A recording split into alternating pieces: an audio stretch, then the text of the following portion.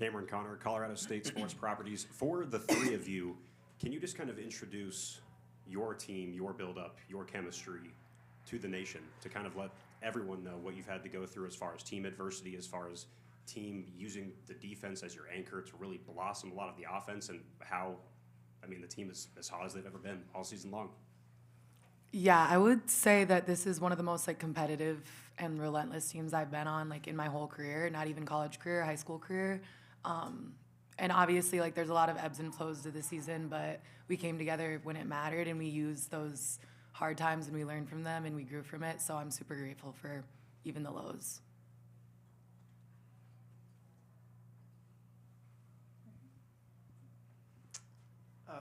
This is for you. I was just going to ask you what it was like. Sam Gore with ESPN, sorry. What was it like to get a street named after you in your hometown? And do you ever go just take people by the sign and say, hey, look at that? No, I mean,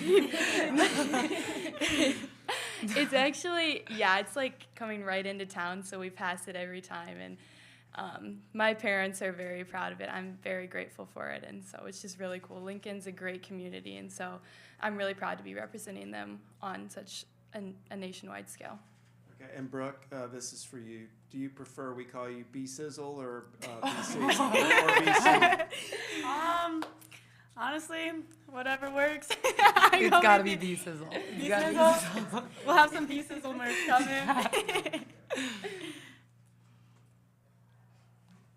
Right here. Tamika Catching, ESPN. Kind of to piggyback off your question, introduce your team to the nation. Like we get the opportunity, all of us in this room, there's a lot of different conferences, a lot of teams, and you know, first time somebody tunes in, they're going to be watching your team. What should we expect? What should they expect? We've watched film, but what should they expect? I would say definitely a relentless mentality. I think we're a very motivated group, and I think our chemistry is really there, and so just never count us out. We've come back a lot, and like we get ourselves down, and we don't give up.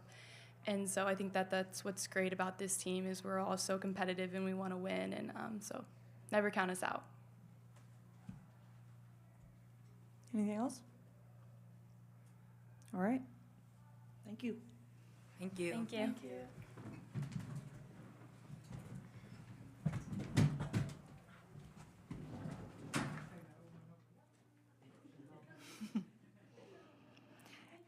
Hammond Communications will post a recording of this press conference in the NCAA Digital Media Hub at ncaa.veritone.com. Transcripts are provided by ASAP and will be posted shortly.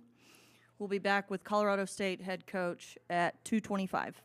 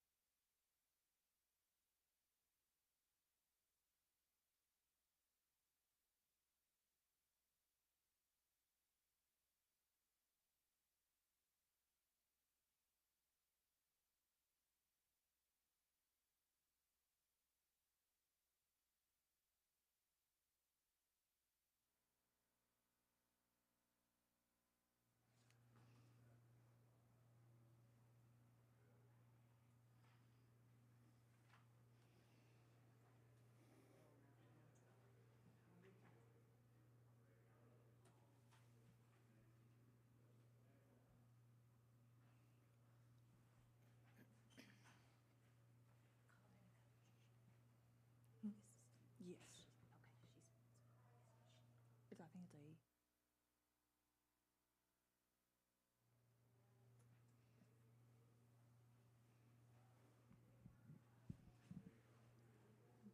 Ready for my spiel?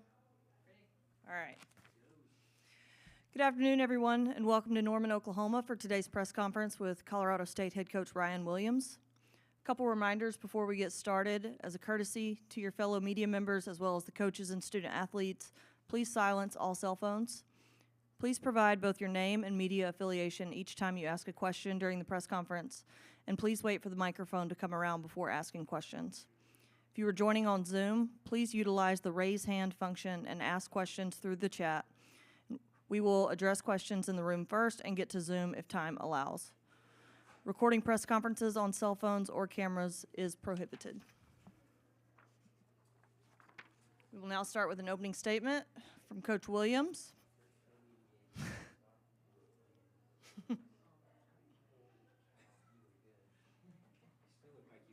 All right, you're up. All right. We'll start with an opening statement from Coach, followed by questions. I was just telling Tamika the very first WNBA game I attended, it was Minnesota Lynx playing the Fever, and I could not believe that a women's basketball player was that good. She was awesome. So, hey, we're excited to be here.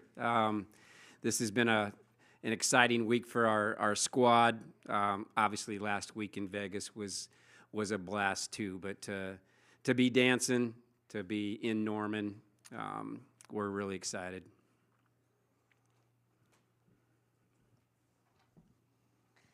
Liv Sewell, CSURams.com. Chloe, right before this, said, don't count us out. You guys talked about the relentless competitive mindset you guys have had since the summer. How would you characterize that in a tournament like this? Well, yeah, it doesn't surprise me that Chloe would say something like that, and I think any one of our players would speak just like that. The competitive mindset, the competitive character of this group is what has allowed us to be 27-7. And you could kind of see that all the way back in June when we first got together with this new group that although we weren't very good in June, you could tell they really like to compete, and that that's the first thing to becoming a championship team is you better have that makeup. And this group surely demonstrated that early on. Do you want to kind of see this as a continuation from the way that you have played in the regular season, or is it kind of a fresh mindset? What would you say your approach is? A little bit of both, right? I mean, a little bit of both. But, this group really all year long has just continued to get better. Some increments may be a little bigger than others, but they've accepted every challenge that's been put in front of them. And, this is a little different stage, but at the end of the day, the ball is going to be tipped, and you better have the focus where it needs to be. You better have your compete on, just like they have all year, and make it just a basketball game. And that's what I've appreciated about our team is that whatever environment they've been put in, and we played in some tough places, they've always been ready to go, and they've always put themselves in a position to win. Almost every single night they've done that, and that just screams compete. And do you kind of see with the 4 seniors you guys have on the roster, what is it kind of like seeing them end their college careers this way? Well, yeah, it's neat for seniors to end their career in this tournament. That's the ultimate goal, right, is to be playing in the most prestigious tournament in the world. And so it just shows that, all their hard work, their loyalty. I mean, we've got 3 seniors that have been with us for 4 years, has paid off. And so that was the neatest thing for me in Vegas, was just seeing the joy on their faces, because they knew they really accomplished something, and they knew where they were going. And so for seniors to go out that way is a really neat thing. And they're a huge reason why, again, our record is what it is. You don't go through a season smooth sailing. It just doesn't happen. You're going to have the ebbs and flows, the ups and downs, and you need your oldies to get you through those phases. And this group surely did that. Over here to the left. Hey, Coach, Tamika Catching, ESPN. How have you seen your team grow? So from June, and then you go into like non-conference play, conference tournament to now. Like what in those different stages, how have you seen the team grow? Yeah, when we got together in June, like I said, you know, we weren't very good, but you could see that there was some potential. But we thought in the non-con, we challenged ourselves in the non-con. When we went and won at Gonzaga, when we went and won at Oregon State, we did that kind of in a grinder mode, right? It was not pretty, but we realized we had a really tough team. But we also realized we still got to get better. You know, our shot making's got to get better. Defensively, we got to get more connected. And then they slowly did that. And we had a little lull in the middle of the year where we lost a couple back-to-backs against really good teams. And we really challenged our group. You have to get better. You know, from every area, from ball security to rebounding to shot making, you name it, everybody had to improve. And that was the message after our loss in Vegas. And since then, and I don't even know what date that was, it seems like a long time ago, we've only lost one game. And so they just continued to get better. But I think the kind of all phases, to be honest with you. But we had to blend kind of the new and the old, right? We added 3 transfers to the roster that were going to play a lot of minutes. And we blended those with kids that have been in our program. So that's going to take some time to just develop some chemistry, how to go about, you know, for this team, go about winning games. And I thought we really hit our stride, really the last quarter part of the season.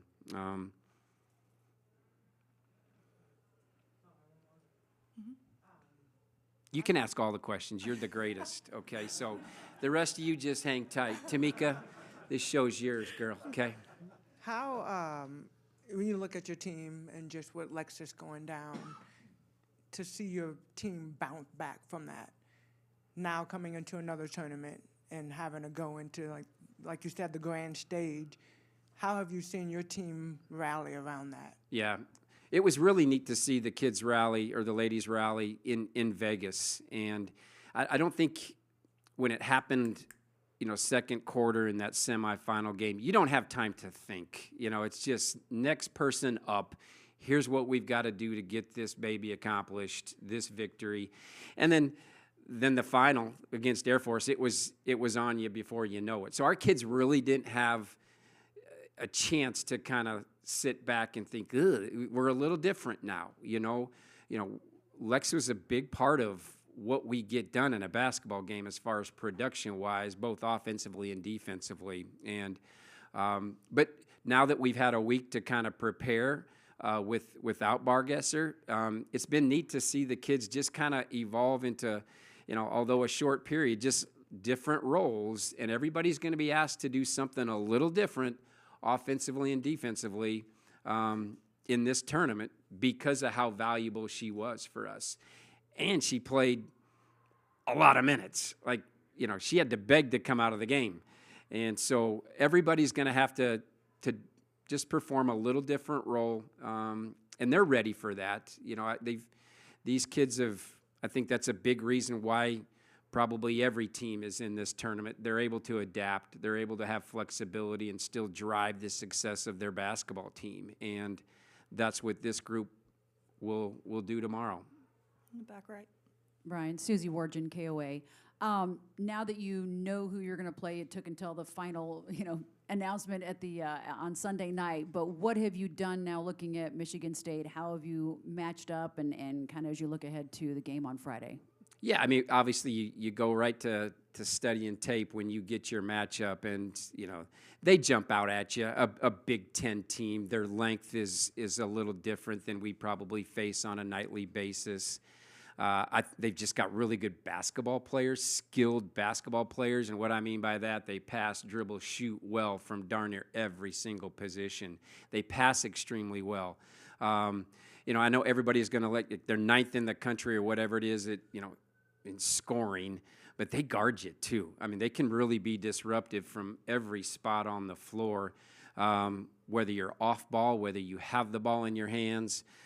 They can apply some pressure. So I think how we handle that is going to be really, really critical. And the numbers are what they are. I think they average 22-plus points a game off of opponents' turnovers, and we obviously pride ourselves in valuing the basketball.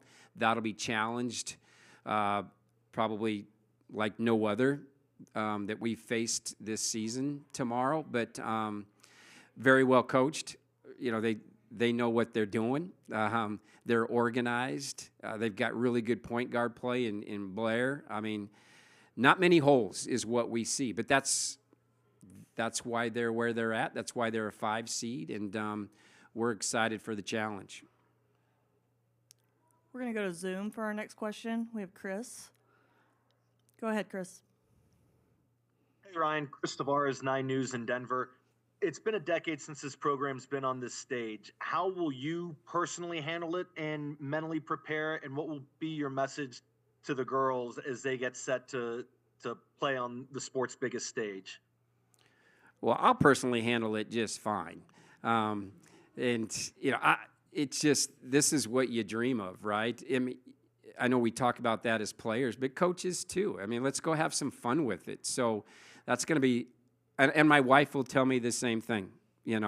When I get up tomorrow morning, she's just going to say, enjoy it and, quit stressing out and, take your granddaughter down to breakfast. But our players, the message, it's going to be the same that it's been all year. It's embrace every single moment. Yeah, the stage is a little bigger, but go have fun with this baby. Enjoy it. The lights are a little brighter, but this is why you practice. This is why you train. This is why you were in the gym at 5:30 in the morning in June, because you wanted the heat of these bright lights. And so no regrets. That's going to be the message. Cut it loose. Go for it. Play to win. All of those silly cliche coaching things, but it just will ring so true, you guys. And so, and that's what I've liked about this group. Every single game we write on the board, the very first thing I write on the board every single night is just 1-0, 1-0, 1-0. And why would we get ahead of ourselves? It's the next game. And we always treat this game as the most important game of your life. And that's what tomorrow will be. But it also will be the most fun game of your life. And so let's not lose sight of that. Let's look at me, Mr. Fun, saying, let's have fun. Really? Ferris, really? All right. I think you're good. Tamika, any other questions? You get the last one. Okay. All right. Thanks for being here, everybody. Okay. That concludes today's press conference with Colorado State. Hammond Communications will post a recording of all press conferences in the NCAA Digital Media Hub at ncaa.veritone.com. Transcripts are provided by ASAP and will be posted shortly. Thank you for joining us.